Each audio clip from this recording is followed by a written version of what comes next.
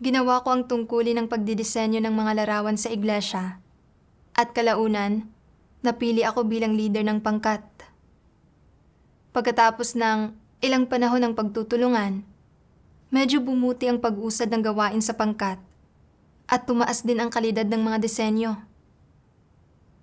Labis akong pinahalagahan ng leader at kadalasan ay ako ang kinukonsulta niya tungkol sa mga usapin sa pangkat. Kung nasa masamang kalagayan ang isang sister o wala itong mga teknikal na kasanayan, hinihiling sa akin ng leader na higit na makipagbahaginan at tumulong. Sa ilang pagkakataon, narinig ko rin na pinuri ng leader sa ibang mga pangkat ang kakayahan ko sa gawain at labis akong nasiyahan. Iniisip na mas mahusay ako kaysa sa iba at na may maayos akong kakayahan. Noong Agosto 2019, inilipat si Sister Liwen sa aming pangkat para gawin ang kanyang tungkulin. Sinabi ng leader na medyo mahusay ang kakayahan niya at hiniling sa akin na pagtuunan ko ang paglilinang kay Sister Liwen. Sa mga sumunod na pakikisalamuha, nakita kong tunay ngang magaling si Liwen. Minsan, natutukoy niya ang mga issue sa mga larawan na hindi ko napansin at talagang makabago at natatangi ang mga suhestyon niya para sa pag-aayos ng mga larawan. Humanga rin sa kanya ang isa pang sister sa pangkat, si Jiaoling. Sa puntong ito, nakaramdam ako ng pagkabalisa sa puso ko. Iniisip ko, kung hindi ako kasing husay ni Liwen, sino pa ang hahanga sa akin? Hindi ito maaari. Kailangan kong magsumikap sa teknikal na aspekto ng tungkulin ko. Pero kahit anong pilit ko, hindi pa rin ako kasing husay ni Liwen sa mga teknikal na aspekto. Hindi ko rin komprehensibong nakikita ang mga issue ng kagaya ng nagagawa ni Liwen. Lubha akong nadismaya. Kalaunan, napansin ko na medyo napapalapit na si Jiaoling kay Liwen, na hinihingi niya ang tulong ni Liwen sa anumang issue. At kapag tinatalakay sa amin ng leader ang mga issue, madalas na sinasang-ayunan ng lahat ang mga pananaw at suhestyon ni Liwen. Pakiramdam ko ay naisantabi na ako. Lalo na noong hinikayat ng leader si Liwen na mas magsanay noong paalis na siya. Sobra akong naging hindi komportable nang marinig ito. Iniisip ko, hindi ko itinatanggi na may mahusay na kakayahan si Liwen. Pero may binatbat din naman ako. Marami akong nilikhang larawan na napili noon at may kakayahan din akong lumutas ng mga problema. Bakit hindi ninyo nakikita ang mga bagay na ito? Sa pag-iisip ng mga bagay na ito, nainggit ako kay Liwen. Iniisip na, bago ka dumating, mas pinahahalagahan ako ng leader at ako ang kinukonsulta niya sa lahat ng bagay. Pero simula nang dumating ka rito, naisantabi na ako, sinapawan mo ako. Habang lalo ko itong pinag-iisipan, lalo ko ring nararamdaman na hindi ito patas at nagsimula akong mamuhi kay Liwen. Kalaunan, nakita kong may kaunting alitan sa pagitan ni Liwen at ng isang host sister.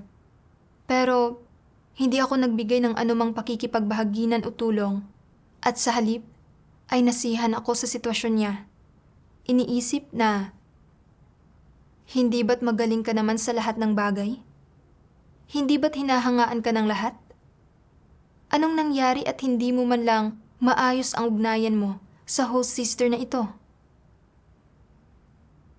Minsan, binabanggit ng host sister ang mga nakakairitang personal na kagawian ni Liwen sa harap namin. At bagaman, sinasabi ko sa kanya na tratuhin ng tama si Liwen. Sa loob-loob ko, umaasa ako na magkakaroon siya ng pagkiling laban kay Liwen. At sa ganoong paraan, hindi iisipin ng mga tao na napakahusay ni Liwen at hindi na nila siya pahahalagahan ng gayon. Isang araw, kailangan naming magsulat ng isang liham ng komunikasyon tungkol sa mga teknik namin at kailangan din naming baguhin ang ilang larawan. Medyo mahusay ako sa pagsusulat ng mga liham ng komunikasyon. Pero nang maisip ko na pinupuri ng leader si Liwen, nawala na ako ng ganang magsulat. Naisip ko na ang pagsusulat ng mga liham ay ang kahinaan ni Liwen, kaya hinayaan kong siya ang magsulat nito. Naisip ko na kung hindi niya ito maisusulat ng maayos, hindi na siya pahahalagahan ng iba. Sa pamamagitan ng pagpapanggap na sincero ako, sinabi ko kay Liwen, kami ni Jiaoling ang gagawa sa mga disenyo at ikaw na ang magsusulat ng liham. Kailangang magsanay ang lahat sa pagiging mahusay sa iba't ibang gawain, kaya gawin mo lang ang makakaya mo at huwag kang masyadong ma-pressure. Sinabi ni Liwen na hindi pa siya nakakasulat ng ganitong uri ng liham noon at natatakot siyang mag-aaksaya ito ng oras kung hindi niya ito magagawa ng maayos. Pero iginiit kong isulat niya ito. Sa kabuuan, maayos naman ang liham na isinulat niya, pero kulang ito ng ilang detalye. Naisip ko, paanong hindi ka nahihirapan sa paggawa nito? Sa lagay ni ito, masasapawan mo ako sa huli. Dahil may mga pagkukulang sa isinulat mong liham, kailangan kitang pagmukhain na hindi magaling. Marami akong tinukoy na mga issue. Sinasabi na hindi malinaw ang ilang bahagi at ang iba ay kulang sa detalye. Medyo naging negatibo si Liwen nang makita niyang napakarami kong tinutukoy na problema. Kalaunan, itinalaga ko kay Liwen ang ilang mas mahirap na gampanin sa pangkat. Sadya akong nagtatangkang pahirapan siya. Minsan, sinasamantala ko ang anumang maliit na katiwaliang ibinubunyag ni Liwen. At pagkatapos, ay binabatikos ko siya kay Jiaoling. Sinasabi na napakayabang niya at na hindi niya mapigilan ang kanyang mga nakakairitang personal na kagawian at kaya ayaw sa kanya ng host sister. Dahil dito, nagkaroon ng pagkiling laban kay Liwen si Jiaoling. Lubhan nang napigilan at naging negatibo si Liwen at gusto niyang lumipat sa ibang pangkat para gawin ang kanyang tungkulin. Nang makita kong naging sobrang negatibo si Liwen, bigla akong nakonsensya. Iniisip ko, naging masyado ba akong malupit sa kanya? Pero naisip ko, kung hindi ko ito gagawin, paano ako magkakaroon ng posisyon sa pangkat? Sino ang magbibigay pansin sa akin? Baka manganib pa nga ang posisyon ko bilang leader ng pangkat. Napawi ang pagkakonsensya ko dahil sa mga kaisipang ito. Kalaunan, sa pagbabahagi at tulong ng leader, bumuti ang kalagayan ni Liwen. Samantala, nanatili akong nilalamon ng inggit at hindi ko magawang makipagtulungan kay Liwen. Kalaunan, 2 buwan akong nagkaroon ng pananakit sa ngipin. At kahit anong gamot ang ininom ko, walang gumana. Pinaalalahanan ako ng mga sister na magnilay sa sarili ko. Pero patuloy lang akong naghahanap ng mga panlabas na dahilan. Pagkatapos, inilantad ako ng leader dahil sa sobrang pag-aalala sa reputasyon at katayuan, sa pagbubukod sa iba, sa hindi maayos na pakikipagtulungan sa iba, sa pagsadlak sa pangkat sa kaguluhan, at sa hindi pagkakaroon ng resulta sa gawain sa loob ng ilang buwan. Sinabi niya na sumusunod ako sa landas ng isang antikristo at tinanggal ako. Tumago sa puso ko ang mga salita niya at nabagabag ako. Napagtanto ko na nakagawa ako ng kasamaan at iyak lang ako ng iyak.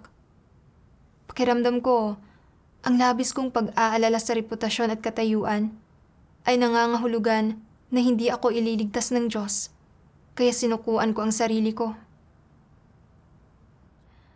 Kalaunan, Ibinahagi ni Jowling ang mga karanasan niya at tinulungan ako. Hinihikayat akong huwag sumuko at sinasabi sa akin na dapat kong hanapin ang katotohanan para malutas ang mga problema ko.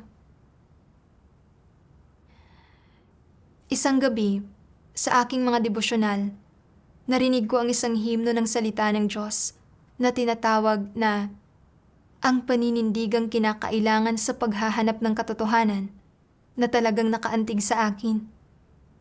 Sabi ng Diyos, kailangang mayroon ka ng pagkaunawang ito. Ano man ang mararanasan ko, ang lahat ng ito ay mga aral na dapat kong matutunan sa aking paghahangad sa katotohanan. Isinaayos ang mga ito ng Diyos. Maaaring mahina ako, pero hindi ako negatibo. At nagpapasalamat ako sa Diyos sa pagbibigay sa akin ng pagkakataong matutunan ang mga aral na ito. Nagpapasalamat ako sa Diyos sa paglalatag ng sitwasyong ito para sa akin. Hindi ko pwedeng sukuan ang aking determinasyon na sundan ang Diyos at kamtin ang katotohanan. Kung susukuan ko ang aking determinasyon, katulad lang iyon ng pagsuko kay Satanas, pagpapahamak sa aking sarili, at pagkakanulo sa Diyos. Ito ang uri ng kapasyahan na dapat mayroon ka. Paulit-ulit kong kinakanta ang awiting ito sa isipan ko habang namumuo ang luha sa mga mata ko. Pakiramdam ko, ang pagkakatanggal at ang matinding paglalantad sa akin ng leader ay nagmula sa Diyos at na ito ay pagmamahal at pagliligtas ng Diyos sa akin. Lubha akong naging manhid at matigas ang kalooban, mapagmatigas na naghahangad ng reputasyon at katayuan at sumusunod sa landas ng isang antikristo. Napakatagal kong nagkaroon ng pananakit sa ngipin at binigyan din ako ng mga sister ng mga paalala at tulong, pero hindi ko naisip na magsisi. Puno ako ng mga kaisipan ng kung paanong ang paghanga ng iba kay Liwen ay nangangahulugang napapabayaan ako at nabulag ako ng aking pagnanais para sa reputasyon at katayuan na naging dahilan para mamuhi ako at magkaroon ng pagkiling kay Liwen, gumawa ng mga bagay na nakakasakit sa kanya, at isadlak ang pangkat sa kaguluhan.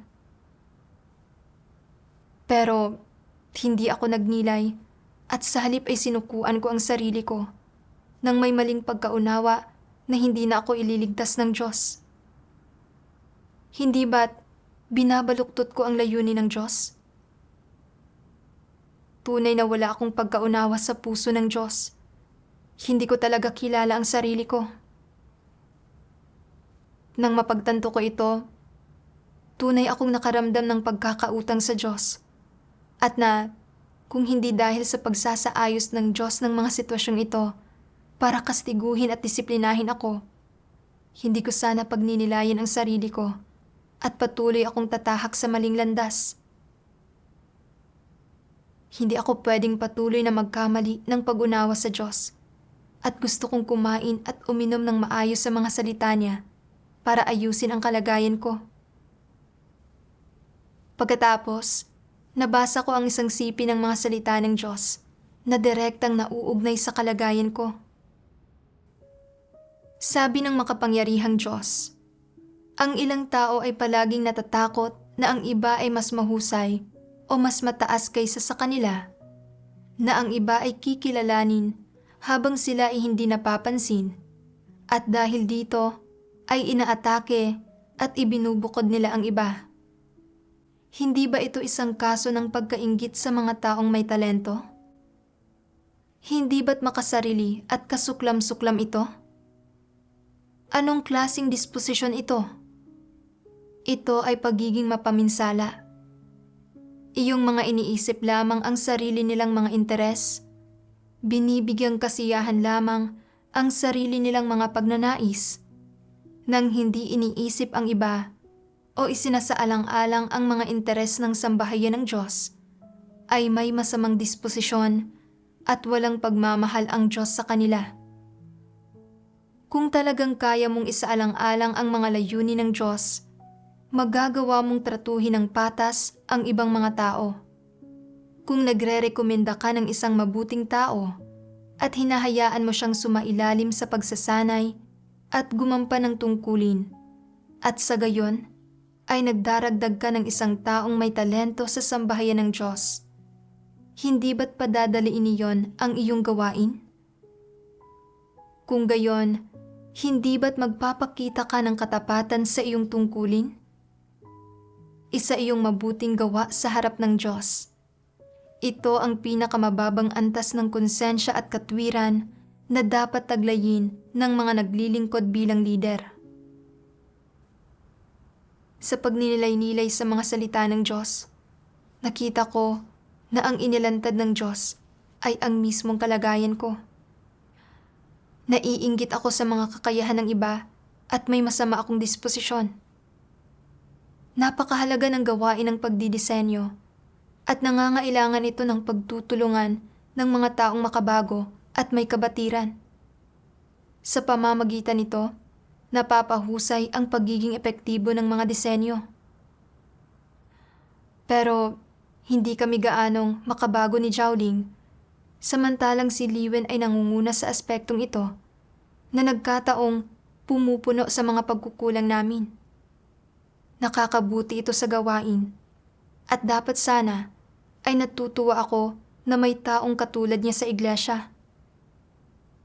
Pero hindi ganoon ang inisip ko. Dahil sa paghahangad ko ng reputasyon at katayuan, palagi akong naiinggit kay Liwen. Nang malaman kong mas mahusay ang kakayahan niya kaysa sa akin at na pinahahalagahan siya ng lider, natakot akong masapawan niya ako at naging determinado akong higitan siya. Pero nagulat ako nang kahit anong pilit ko, hindi ko pa rin siya mapantayan. Pero ayaw kong tumanggap ng pagkatalo, kaya sinimulan kong pahirapan si Liwen. Hinahanapan siya ng butas at sadyang ipinapahiya siya. Sinamantala ko pa nga ang katiwaliang ibinunyag ni Liwen para husgahan at maliitin siya habang nakatalikod siya. Nagsasanhing hindi na siya pahalagahan ng mga tao. Nakita ko na tunay akong mapaminsala at nawala akong katwiran na taglay ng mga normal na tao. Ang isang taong may normal na pagkatao at katwiran ay hindi gagawa ng mga bagay para makapinsala sa iba. Ang gayong tao ay matapat, nagsasaalang-alang sa mga layunin ng Diyos, at may pusong nakalaan sa Kanya, at magiging masaya siyang makita ang isang tao na nakikipagtulungan sa gawain ng sambahayan ng Diyos. Pero hindi lang ako nabigong itaguyod ang gawain. Bagkus, ginulo at sinira ko pa ito. Lubhang kasuklam-suklam para sa Diyos ang mga kilos at pag-uugali ko, at tunay akong hindi karapat-dapat na tawaging tao. Pagkatapos, binasa ko ang mga salitang ito ng Diyos. Isa sa mga pinakahalatang katangian ng diwa ng isang antikristo ay sinusolo niya ang kapangyarihan at pinapatakbo ang mga sarili niyang diktadorya. Hindi siya nakikinig sa sinuman, hindi niya iginagalang ang sinuman at anuman ang mga kalakasan ng mga tao o anumang tamang pananaw at matalinong opinyon ang ipinapahayag ng mga ito o anuman ang mga naaangkop na pamamaraan ang inilalatag ng mga ito, hindi niya pinapansin ang mga iyon. Ito ay para bang walang sinuman ang kalipikadong makipagtulungan sa kanya o makibahagi sa anumang ginagawa niya. Ito ang uri ng disposisyong mayroon ang mga antikristo. Sinasabi ng ilan na ito ay pagiging masamang uri ng pagkatao. Pero paanong ito ay pangkaraniwang masamang uri ng pagkatao? Ito ay ganap na isang satanikong disposisyon at ang gayong disposisyon ay napakalupit. Bakit ko sinasabing ang kanilang disposisyon ay napakalupit? Kinakamkam ng mga antikristo ang lahat ng bagay mula sa sambahayan ng Diyos at ang pag-aari ng iglesia, at itinuturing ang mga ito bilang kanilang personal na pag-aari, na lahat ng ito ay sila dapat ang namamahala at hindi nila pinapayagan ang sinuman na makialam dito. Ang mga iniisip lamang nila kapag ginagawa ang gawain ng iglesia ay ang kanilang sariling mga interes, kanilang sariling katayuan, at kanilang pagpapahalaga sa sarili.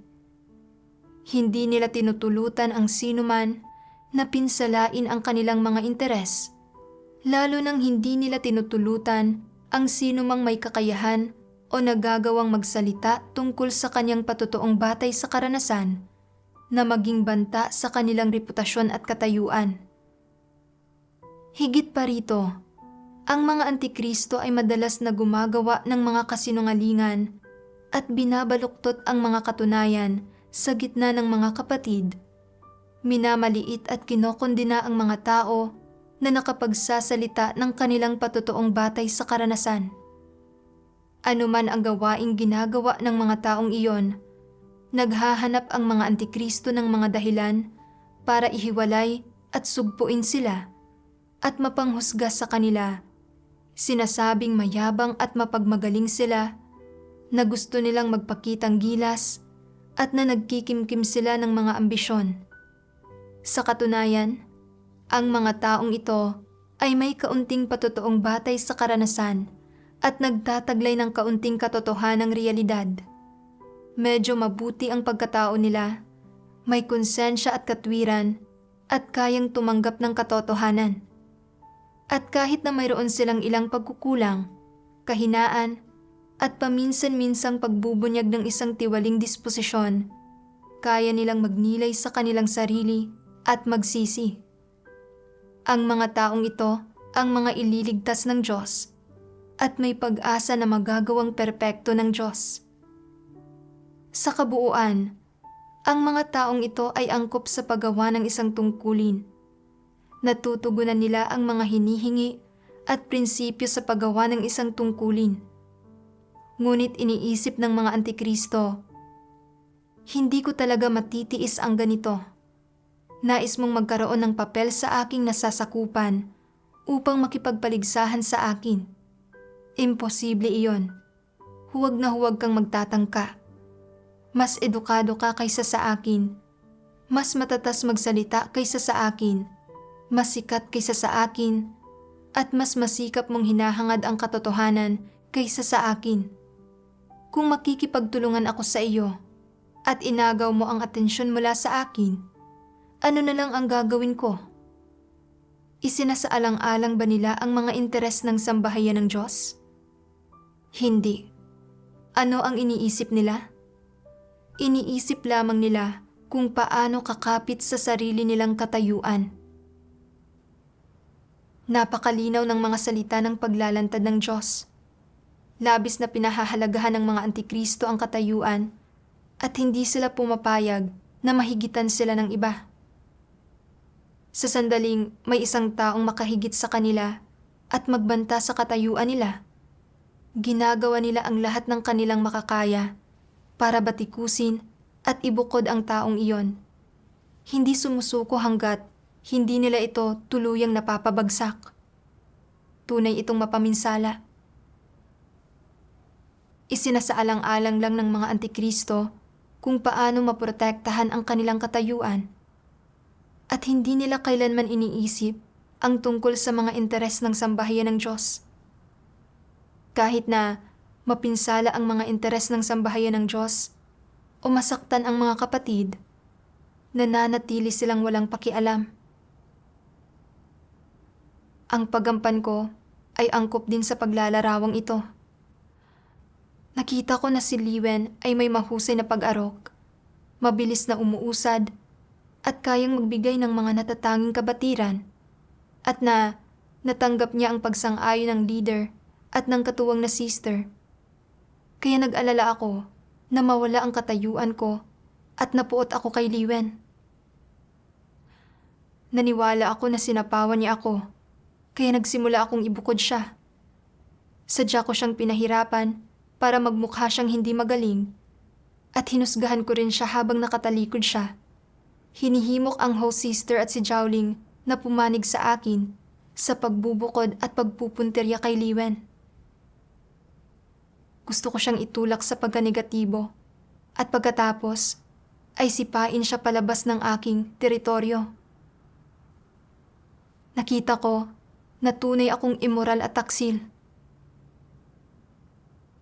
Kinokontrol ako ng mga satanikong lason ng ako ang sarili kong Panginoon sa buong langit at lupa.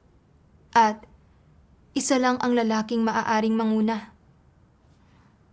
Hindi ko kayang magparaya sa sino man at kinamumuhian o kinainggitan ko ang sino man na natutuklasan kong mas magaling kaysa sa akin.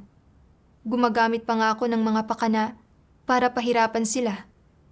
Hindi sumusuko hanggang sa maging negatibo at bumagsak silang talunan.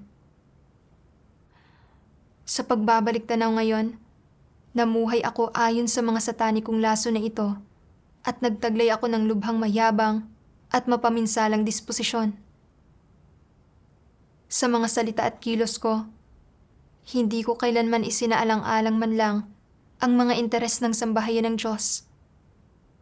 Paanong naiiba ang disposisyon kong ito sa isang antikristo? Kalaunan, nabasa ko ang isang sipi ng mga salita ng Diyos at nagkaroon ako ng kaunting pagkaunawa sa kalikasan at mga kahihinatnan ng mga kilos ko na nagpoprotekta sa aking mga interes at gumugulo sa gawain ng iglesia.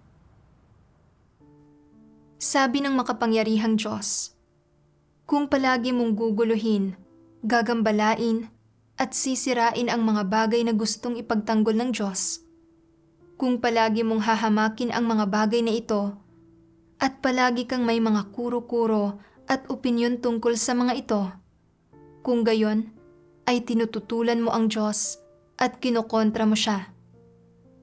Kung hindi mo itinuturing na mahalaga ang gawain ng sambahayan ng Diyos at ang mga interes ng sambahayan ng Diyos, at palagi mong gustong sirain ang mga ito, at palagi mong gustong magsanhi ng pagkawasak, o palaging gustong makinabang mula sa mga ito, manloko o mangupit, magagalit ba ang Diyos sa iyo? Ano ang mga kahihinatnan ng galit ng Diyos? Parurusahan kami. Tiyak iyan, hindi ka patatawarin ng Diyos, talagang hindi. Dahil ang ginagawa mo ay gumigiba at sumisira sa gawain ng iglesia, at ito ay salungat sa gawain at mga interes ng sambahayan ng Diyos. Ito ay isang malaking kasamaan. Ito ay pakikipagtunggali sa Diyos. At ito ay isang bagay na direktang sumasalungat sa disposisyon ng Diyos. Paanong hindi magagalit ang Diyos sa iyo? Kung ang ilang tao, dahil sa mahina ang kakayahan nila, ay hindi mahusay sa gawain nila at hindi sinasadyang nakakagawa ng mga bagay na nagsasanhi ng pagkagambala at kaguluhan, maaari itong mapatawad. Gayunpaman, kung dahil sa sarili mong mga personal na interes ay nasasangkot ka sa inggit at alitan at sadya kang gumagawa ng mga bagay na gumagambala, gumugulo, at sumisira sa gawain ng sambahayan ng Diyos, itinuturing itong isang kusang paglabag at isang bagay ito ng pagsalungat sa disposisyon ng Diyos. Patatawarin ka ba ng Diyos? Ginagawa ng Diyos ang kanyang 6,000 taong plano ng pamamahala at inilalaan dito ang lahat ng puspusang pagsisikap niya. Kung may isang taong kumukontra sa Diyos, sadyang pumipinsala sa mga interes ng sambahayan ng Diyos at sadyang naghahangad ng mga personal niyang interes at personal niyang katanyagan at katayuan, kapalit ang pamiminsala sa mga interes ng sambahayan ng Diyos, at hindi nag-aalinlangang sirain ang gawain ng iglesia na nagsasanhi ng pagkahadlang at pagkasira sa gawain ng sambahayan ng Diyos, at gumagawa pa nga ng napakalaking material at pinansyal na pinsala sa sambahayan ng Diyos. Sa palagay ba ninyo ay dapat patawarin ang ganitong mga tao? ang paghahangad ng kasikatan, pakinabang, at katayuan, at paghahangad ng sariling mga interes. Pakikipagtulungan ito kay Satanas sa paggawa ng kasamaan at pagkontra ito sa Diyos. Para hadlangan ang gawain ng Diyos, naglalagay si Satanas ng iba't ibang kapaligiran para tuksuhin, guluhin, at ilihis ang mga tao, at para pigilan ang mga tao na sumunod sa Diyos at pigilan silang magpasakop sa Diyos. Sa halip, nakikipagtulungan sila kay Satanas at sinusunod ito, sadyang tumitindig para guluhin at sirain ang gawain ng Diyos. Gaano man magbahagi ang Diyos tungkol sa katotohanan, hindi pa rin sila natatauhan. Gaano man sila pungusan ng sambahayan ng Diyos, hindi pa rin nila tinatanggap ang katotohanan. Hindi talaga sila nagpapasakop sa Diyos. Sa halip, ay iginigiit nilang masunod ang kagustuhan nila at gawin ang mga bagay ayon sa nais nila. Bilang resulta, ginugulo at sinisira nila ang gawain ng iglesia. Lubha silang nakakaapekto sa pag-usad ng iba't ibang gawain ng iglesia at nagdudulot ng napakalaking pinsala sa buhay pagpasok ng mga hinirang ng Diyos. Napakalaki ng kasalanang ito at tiyak na parurusahan ng Diyos ang mga gayong tao. Sa pagbabasa ng mga salita ng Diyos, pakiramdam ko ay parang inilalantad ako ng Diyos ng harap-harapan. Tumagos sa puso ko ang mga salita niya at talagang natakot ako. Dahil alam kong kayang lumikha ni Liwen ng mas marami at mas magagandang disenyo na makakabuti sa gawain ng iglesia. Bukod sa hindi ko siya sinuportahan at itinaguyod ang gawain ito, patuloy ko rin siyang ibinubukod at sinasamantala ang mga pagkukulang niya para sadyang pahirapan at ibukod siya. Nagresulta ito sa pagkalugmok ni Liwen sa negatibong kalagayan at kawalan niya ng kakayahang magawa ng normal ang kanyang tungkulin. Lubha ring naapektuhan ang gawain sa pangkat. Walang ibinubungang mga resulta sa loob ng ilang buwan. Ang ginawa ko ay pahinain, guluhin, at sirain ang gawain ng iglesia. Ito ay pagkontra sa Diyos at pagpapagalit sa kanyang disposisyon. Naalala ko kung paanong nainggit si Saul kay David. Pinahira ng Diyos si David at umasa si David sa Diyos na si Jehovah para magkamit ng mga tagumpay at makuha ang suporta ng mga Israelita. Hindi kayang magparaya ni Saul sa kanya. At pakiramdam nito, kung nandyan si David, hindi nito mapapanatili ang trono nito. Kaya walang humpay na tinugis ni Saul si David. Sinusubukang patayin ito. Ngunit dahil sa proteksyon ng Diyos, hindi mapinsala ni Saul si David. At sa huli, namatay si Saul sa lugar ng digmaan. Ang mga kilos ko ay halos kapareho ng kay Saul. Gumamit ako ng panlalansi para protektahan ang reputasyon at katayuan ko.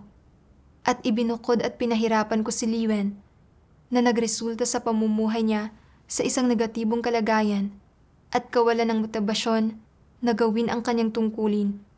Hanggang sa puntong ginusto pa nga niyang lisanin ang pangkat. Sa pagbabalik tanaw, bagaman maaaring mukhang sinisikap ko lang na gawing mahirap ang buhay ni Liwen, sa realidad, sinisira ko ang gawain ng iglesia at kinokontra ang Diyos.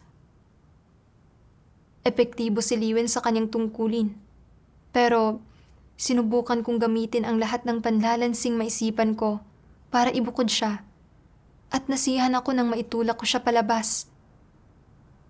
Ito ay paggambala at panggugulo sa gawain ng iglesia. Hindi ba't ito ang kilos ng isang dyablo at isang Satanas? Kinilabutan ako sa kaisipang ito. Hindi ko akalain na sobrang mapaminsala ang disposisyon ko. Sa pagbabalik tanaw ngayon, ang pagkakatanggal sa akin ay tunay ngang pagiging matuwid ng Diyos Nang sandaling iyon, napaluha ko ng may pagsisisi at kinamuhian ko ang aking sarili dahil sa lubhang kawalan ko ng pagkatao. Nagdasal ako sa Diyos ng may pagsisisi, handang lubusang ituwid ang mga dati kong pagkakamali. Kinabukasan, habang nagdedebosyonal ako, nagbasa ako ng mga artikulo ng patotoong batay sa karanasan na isinulat ng mga kapatid tungkol sa mga karanasan nila sa paglutas ng inggit, at nakahanap ako ng landas ng pagsasagawa. Sabi ng makapangyarihang Diyos, hindi magkapareho ang mga tungkulin. May isang katawan. Bawat isa ay ginagawa ang kanyang tungkulin. Bawat isa ay nasa kanyang lugar at ginagawa ang kanyang buong makakaya. Para sa bawat siklab, may isang kislap ng liwanag at naghahangad na lumago sa buhay. Sa gayon, ako ay masisiyahan. Kailangan mong matutunang bitiwan at isantabi ang mga bagay na ito, na irekomenda ang iba at tulutan silang mamukod-tangi. Huwag kang magpumilit o magmadaling samantalahin ang mga pagkakataong mamukod-tangi at mapansin. Kailangan mong maisantabi ang mga bagay na ito, ngunit kailangan mo ring hindi maantala ang pagganap ng iyong tungkulin. Maging isa kang taong gumagawa ng hindi napapansin at hindi nagpapasikat sa iba habang tapat mong ginagampanan ang iyong tungkulin. Habang lalo mong binibitiwan ang iyong pagpapahalaga sa sarili at katayuan, at habang lalo mong binibitiwan ang sarili mong mga interes, lalo kang makadarama ng kapayapaan, lalong magkakaroon ng liwanag sa puso mo, at lalong bubuti ang kalagayan mo. Kapag lalo kang nagpupumilit at nakikipagkompetensya, lalong didilim ang kalagayan mo. Sa pagninilay-nilay sa mga salita ng Diyos, naunawaan ko na sa pakikipagtuwangan kay Liwen sa mga tungkulin namin, may katotohanan na kailangan kong isagawa. Kailangan kong tumayo ng maayos sa aking posisyon at isantabi ang mga kaisipan ko tungkol sa mga pakinabang at kawalan sa aking mga interes, at kailangan kong matutunang itaguyod ang gawain ng iglesia at gawin ng maayos ang tungkulin ko. Ang kakayahan ng isang tao ay itinakda ng Diyos at hindi niya mismo mababago. Gaya na lang ni Liwen na may matalas na pangunawa at kabatiran, ang mga pananaw niya at ang mga disenyong ginawa niya ay makabago at malikhain. At siya ang tipo ng tao na may mahusay na kakayahan. Dahil katamtaman lang ang kakayahan ko at hindi makabago kagaya ni Liwen, kaya gaano man ako makipagkompetensya sa kanya, hindi ko siya kayang higitan. Ang pagkaepektibo na mayroon ako noon sa aking gawain ay pawang dahil sa patnubay ng Diyos at sa mga resultang nakamit sa pamamagitan ng pakikipagtulungan ng mga kapatid, hindi dahil sa matibay kong kapabilidad sa gawain o sa kakayahan ko. Pero hindi ko pinasalamatan ang Diyos sa kanyang patnubay. Sa halip, iniugnay ko sa sarili ko ang mga resultang ito. Ipinagmamalaki ko na mayroon akong mahusay na kakayahan at na isa akong taong may talento. Tunay na wala akong kahihiyan. Kung hindi dahil sa pagkakatanggal na ito at sa matinding pagpupungos mula sa leader, makikipagkompetensya pa rin ako kay Liwen para sa reputasyon at katayuan, at sa huli, hindi ko man lang malalaman kung bakit ako itiniwalag. Ngayon, napagtanto ko na ang paghahangad sa reputasyon at katayuan ay walang anumang halaga. Kung iisipin, ano ba ang ikinabuti kung pinahahalagahan ako ng iba? Minsan akong nakatanggap ng paghanga at pagsuporta mula sa iba, pero pansamantalang kaluwalhatian at pagmamalaki lang iyon. Hindi nagbago kahit kaunti ang tiwali kong disposisyon at nakikipagkompetensya pa rin ako para sa kasikatan at pakinabang. Sa huli, naging sobrang manhid na ako na kahit tinutukoy ng mga sister ko ang mga kamalian na nasa mismong harapan ko, hindi ko napagtanto na kailangan kong pagnilayan ang sarili ko. Nakita ko na nabulag ako ng reputasyon at katayuan. Tunay akong naging hangal. Nakipaglaban ako para sa walang kwentang reputasyon at katayuan at nag-iwan ng malulubhang pagsalangsang sa harap ng Diyos. Nawalan ako ng napakaraming pagkakataon na makamit ang katotohanan. Walang kwenta talaga ito. Isinaayos ng iglesia na magkasama naming gawin ni Liwen ang aming mga tungkulin, nang sa gayon ay magawa naming magtulungan ng maayos at mailabas ang mga kalakasan namin. Katulad ng ito ng sinasabi ng Diyos, bawat isa ay ginagawa ang kanyang tungkulin at para sa bawat siklab, may isang kislap ng liwanag.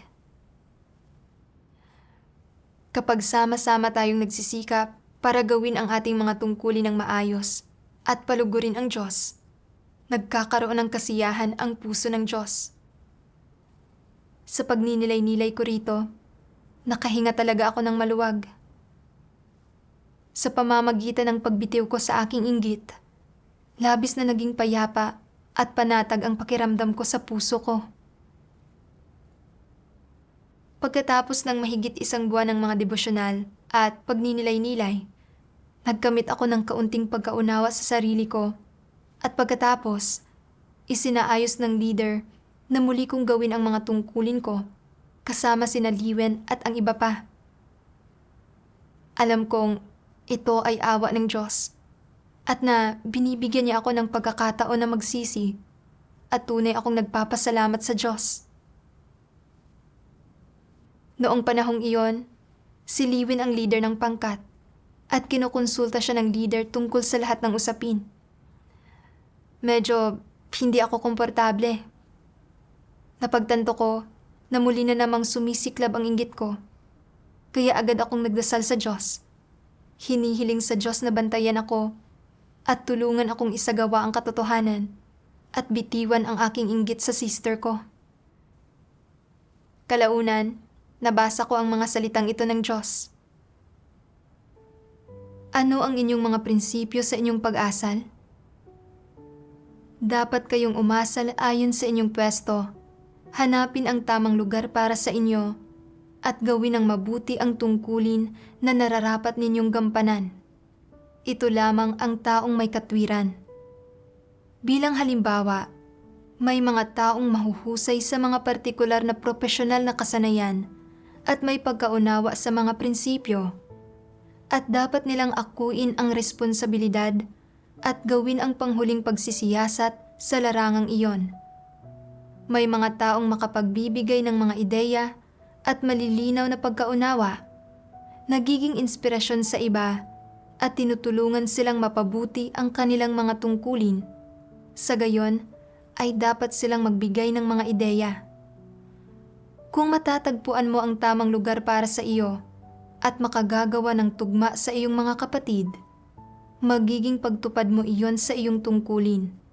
Ito ang ibig sabihin ng pag-asal ng ayon sa posisyon mo. Dahil mas magaling ang mga teknikal na kasanayan ni Liwen at makabago at malikhain ang mga komposisyon niya, at bilang isang leader ng pangkat, ay kaya niyang pamunuan ang gawain ng pangkat, kailangan kong makipagtulungan ng maayos sa kanya at gawin ng maayos ang mga tungkulin namin. Isang katunayan na hindi ako kasing husay ni Liwen sa teknikal na kasanayan, at kaya dapat kong tratuhin ng tama ang mga pagkukulang ko at hindi mainggit sa kanya. Itinakda ng Diyos ang kakayahan ko at dapat ko itong tanggapin mula sa Diyos. Dapat matuto akong magpasakop at mag-ambag ng kalakasan ko. Ito ang tungkulin at responsibilidad ko. Ang hindi pakikipagtulungan ng maayos kay Liwen noon ay nagsanhi ng mga kawalan sa gawain ng iglesia. Pero binigyan ako ng Diyos ng isa pang pagkakataon na dapat kong pahalagahan at hindi na ako dapat gumawa ng anumang bagay na makakagambala o makakasira. Sa ganitong pag-iisip, nagawa kong bitiwan ng kaunti ang inggit ko kay Liwen. Sa paglipas ng panahon sa aming pagtutulungan, nagbahagi ako sa abot ng aking nauunawaan at tinanggap ko ang magagandang suhestyon na inilatag ni Liwen. Sa ganitong paraan, nagkaisa ang puso at isip namin. Nagtulungan kami ng maayos at humusay ang pagiging epektibo ng mga tungkulin namin. Nagkaroon din ako ng kaunting pag-usad sa aking buhay pagpasok at sa mga teknikal na kasanayan ko. Nagawa kong kumawala sa mga gapos ng inggit at makipagtulungan ng maayos sa sister ko.